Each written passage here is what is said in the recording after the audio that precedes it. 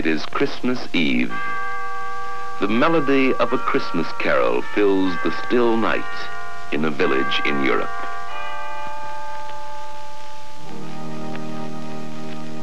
It is Christmas Eve.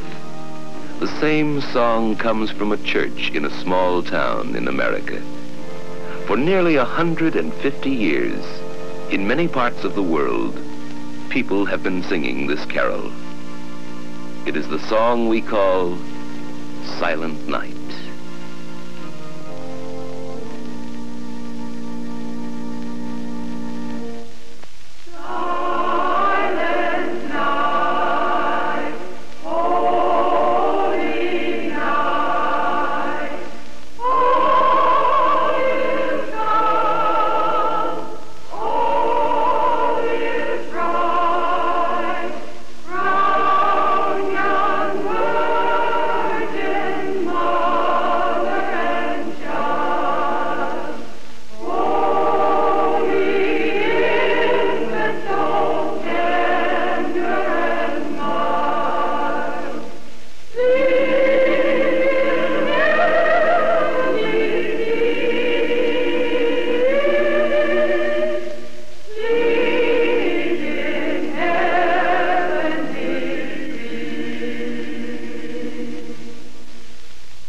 Who wrote this beloved song?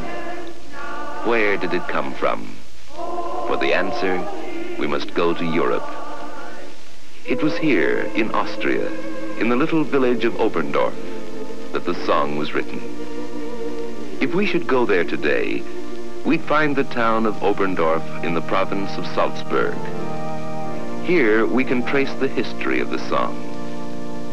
Not far from the church of St. Nicola, in the village, is a chapel built by the people of Oberndorf. Inside the chapel, the story of Silent Night is told in two portraits of stained glass. One is of Father Mohr, the village priest who wrote the words of the song. His friend was Franz Gruber, the teacher and choir master who composed the music of Silent Night. For the story of the two men and the song they wrote, we must go back a long time. We must go back a century and a half. It is the year 1818, in the holiday season, the Christmas season. In the village, it is the time of age-old Christmas customs.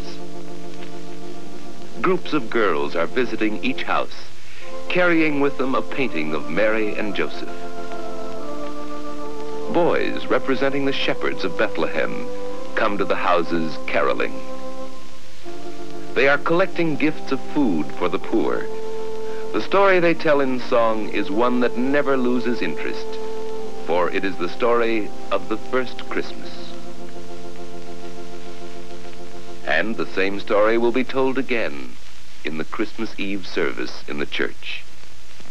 But on this afternoon, the door of the church stands open, and all is still. Inside, the choir master, Franz Gruber, has discovered that the organ is broken. He will not be able to play, and Father Mohr will have no music for his Christmas Eve service. And what would Christmas Eve be without music in the church? The problem was one for Father Mohr, but he was not here. He had gone away to visit a family in a mountain cabin. As he walked along, his thoughts were on the preparations for the coming of Christmas. His path took him ever upward, along the snowy slopes. Above him was the forest, dark against the gleaming snow.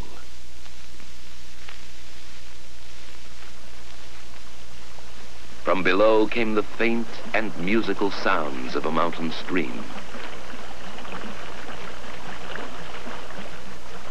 And all about him was the quiet beauty of God's world. It was evening when he reached the house.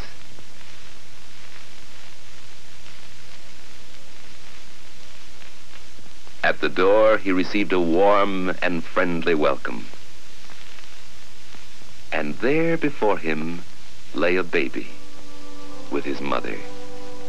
Perhaps as he watched, Father Mohr may have thought of another child, the Christ child, lying in the manger. It was night when Father Mohr started back to the village. In the moonlight, the mountain slope lay still and calm. It was a beautiful night, a holy night. Father Mohr thought of many things. The child he had seen, the beauty of the night, the Christmas soon to come.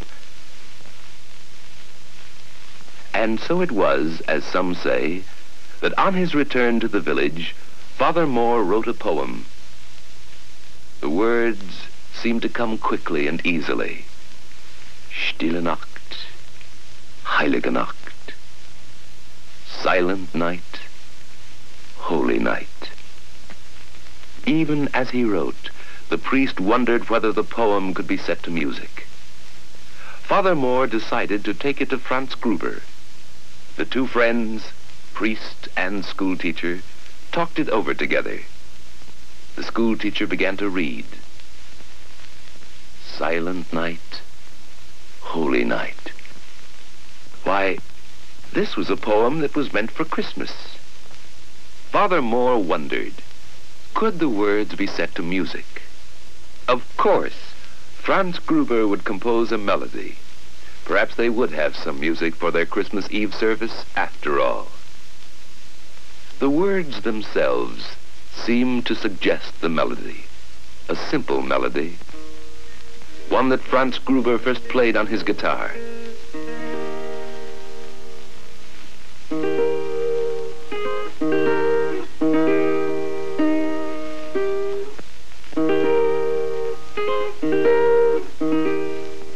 And so it was that the song two men had written was presented for the first time in 1818 at the Christmas Eve service in the village church.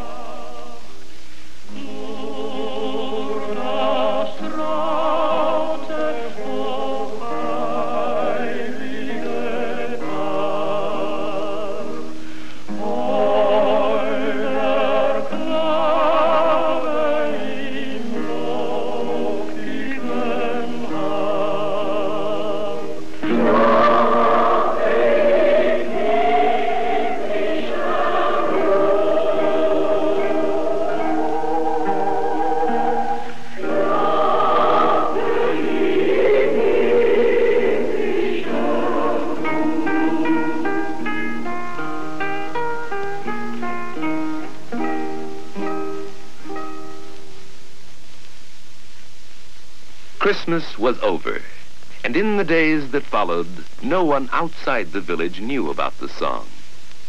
With the first hint of spring, an organ mender from a village in the Tyrol came to Oberndorf. The children knew that at last someone had come to fix the broken organ in their church. And indeed, it was not very long before the old craftsman had put the instrument into working order.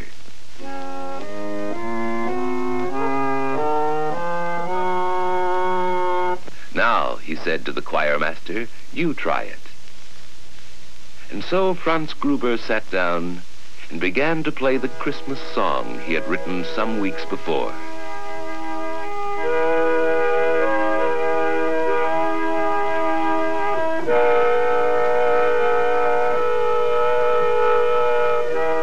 The organ mender listened and remembered.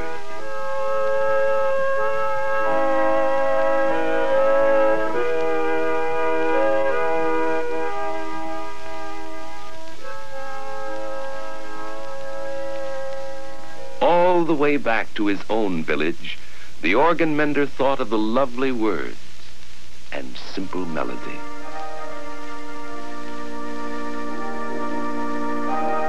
And when at last he reached the hill overlooking his own village, and some children came to meet him, he taught them the song he had learned.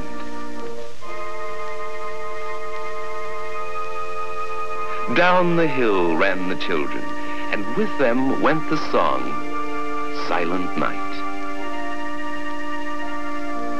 For some years, the song was known only in such villages, tucked away in the snug valleys of the Alps.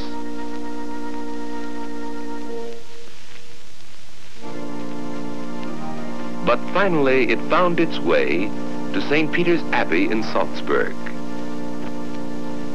And from the city of Salzburg in Austria, the song was eventually carried to other places in Europe. To Paris,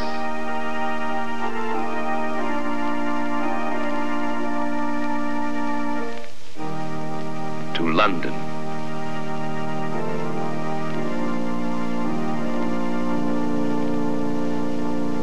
and then to places in America, to the cities, and to the small towns.